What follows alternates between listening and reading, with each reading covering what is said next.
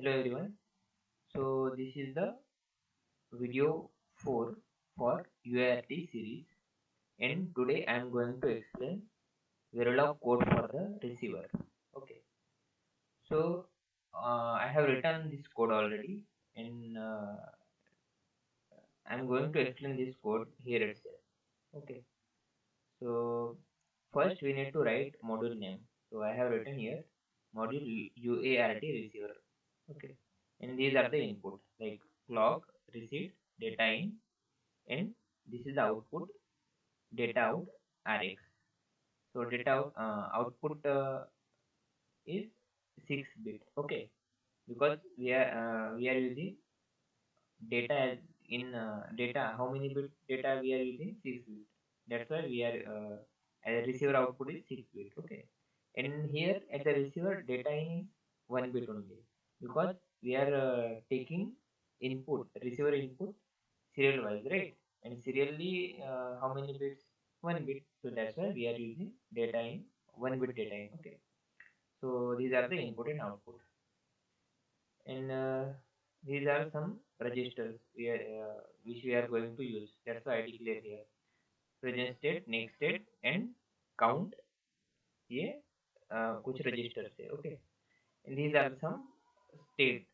So that's why I use parameters like ideal, S1, S2, S3. So this I will explain in the next part of this code. Okay, and initially this start 0 रहेगा. Start की value 0 है, और एक temporary temp data करके एक register declare किए हैं.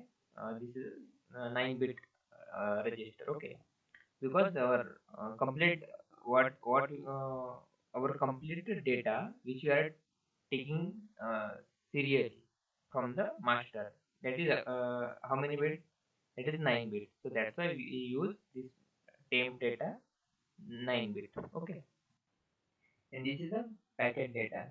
So our original data is 6 bit. In that data, what we are adding, start bit, parity bit, and stop bit. That's why total data is 9 bit, but our original data is 6 bit. Okay, so for that original data, we use this packet data register. And this is for parity. Okay, so ये सब input output और जो कुछ हम register यहाँ पे use करने वाले हैं वो उसका डिक्लेरेशन था. तो ये सभी पार्ट मैं कोड में एक्सप्लेन करूंगा किसका यूज कहाँ कहाँ पे हो रहा है. ठीक है, तो सबसे पहले यहाँ पे ये ब्लॉक समझिए. ऑलवेज एट पॉजिटिव क्लॉक, जब भी क्लॉक आएगा और अगर रिसेट इक्वल टू 1 है, मतलब रिसेट है, तो क्या हो जाएगा, present state is equal to ideal. मैंने जो हमारी समझो इनिशियल स्टेट है, आइडियल स्टेट, प्रेजेंट वो प्रेजेंट स्टेट में चला जाएगा. अगर रीसेट नहीं होता है, रीसेट इक्वल टू अगर 0 होता है, तो क्या होगा, next state is equal to present state हो जाएगा. अब ये आइडियल क्या है, नेक्स्ट स्टेट क्या है, प्रेजेंट स्टेट क्या है, ये मैं आगे कोड में एक्सप्लेन कर दूंगा. ठीक है, तब तक के लिए बस इतना समझिए कि अगर रीसेट इक्वल टू 1 होता है, रीसेट हो जाएगा तो प्रेजेंट स्टेट में आइडियल आ जाएगा. रीसेट नहीं होता है तो प्रेजेंट स्टेट में नेक्स्ट स्टेट आएगा. ठीक है, उसके बाद ये वाला ब्लॉक समझिए, ऑलवेज एट पॉजिटिव क्लॉक. अब इसमें इसमें देखिए, डेटा इन इक्वल टू 0. अगर डेटा इन, ये डेटा इन क्या है हमारा, जो सीरियली जो डेटा आ रहा है, जो सीरियली डेटा मास्टर से रिसीवर में आ रहा है, वो है हमारा डेटा इन. ठीक है, अगर डेटा इन इक्वल टू 0 हो गया तो स्टार्ट में क्या स्टोर हो जाएगा, 1. अगर नहीं होता है तो स्टार्ट में क्या हो जाएगा, क्या रहेगा, स्टार्ट, जो मतलब प्रीवियस वैल्यू रहेगी वही रहेगा. ठीक है, अब अगर एक एग्जांपल लेते हैं, हमारा हमारा जो स्टार्ट बिट है वो क्या रहेगा, 0 रहेगा. मतलब जो मास्टर से हम डेटा लेंगे, ठीक है, उसका स्टार्ट बिट क्या रहेगा, 0 रहेगा. तो इन फर्स्ट केस में क्या हो जाएगा, डेटा इन इक्वल टू 0 हो जाएगा. तो स्टार्ट की वैल्यू क्या हो जाएगी, 1 हो जाएगी. ठीक है, अब स्टार्ट की वैल्यू 1 हो गई. अब इस ब्लॉक में है ये. अब जब भी पॉजिटिव क्लॉक आएगा, स्टार्ट की वैल्यू 1 है.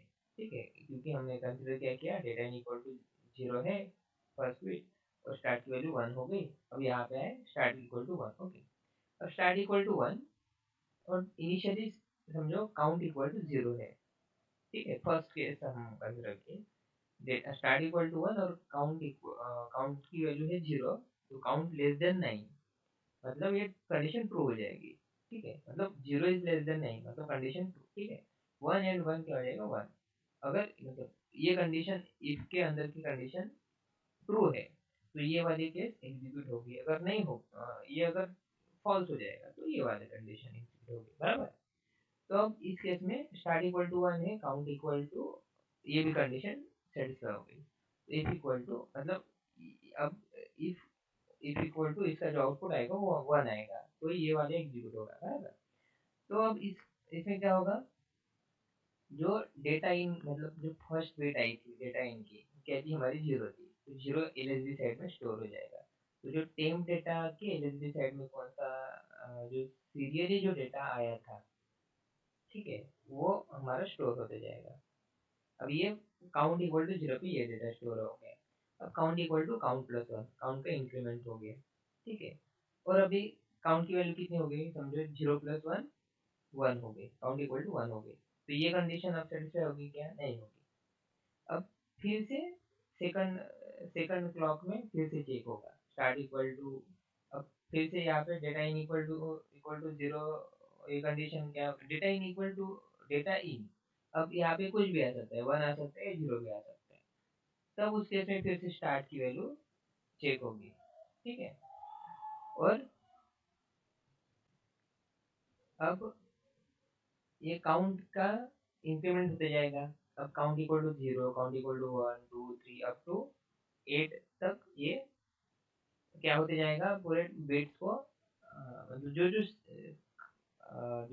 सीरियली जो बिट्स आ रहे हैं उनको किस में स्टोर करते जाएगा, टेम्प डेटा में स्टोर करते जाएगा, ठीक है।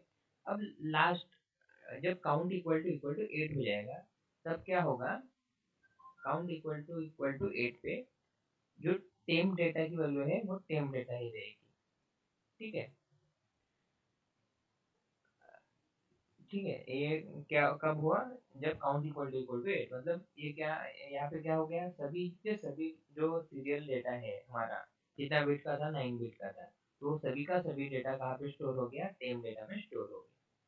तो ये कोड वही करता है, जो पूरा का पूरा सीरियल जो डेटा आ रहा है उसको एक टेम डेटा में स्टोर कर लिया, ठीक है। तो अब इस ब्लॉक को समझिए, ठीक है। अब यहाँ पे चेक होगा कौन सी स्टेट है, अगर प्रेजेंट स्टेट है, प्रेजेंट स्टेट चेक होगी, मतलब केसेस चेक होगी, ठीक है। प्रेजेंट स्टेट में अगर आइडियल है तो क्या होगा, पहले ये चेक होगा, अगर काउंट इक्वल टू 8 है तो नेक्स्ट स्टेट में जाइए, मतलब हमने काउंट इक्वल टू 8 का मतलब क्या हो गया, सभी का सभी डेटा सीरियल डेटा पैरेलल में कन्वर्ट हो गया, ठीक है। तो अगर ऐसा होता है तो हमें नेक्स्ट स्टेट S1 में जाना है, अगर नहीं होता है, next state equal to ideal ही है, तो नेक्स्ट इक्वल टू आइडियल है, तो फिर से वो मतलब इसका मतलब क्या है, आइडियल है मतलब अभी तक डेटा पूरा का पूरा कन्वर्ट नहीं हुआ है, तो फिर से वो वही ये ऊपर वाले ब्लॉक्स को एग्जीक्यूट करते रहेगा, ठीक है। अभी समझो कि पूरा का पूरा डेटा पैरेलल में कन्वर्ट हो गया, अभी नेक्स्ट स्टेट में आइए S1 में, अब S1 में आते ही क्या होगा, जो हमारा डेटा है वो एक्चुअल डेटा वो पैकेट डेटा में स्टोर हो जाएगा, हम क्या किए, पूरे डेटा में से एक्चुअल डेटा को निकाल लिए, पैरिटी कैलकुलेट करने के लिए सबका एक्सओर कर लिए, तो इससे पैरिटी मिल जाएगा।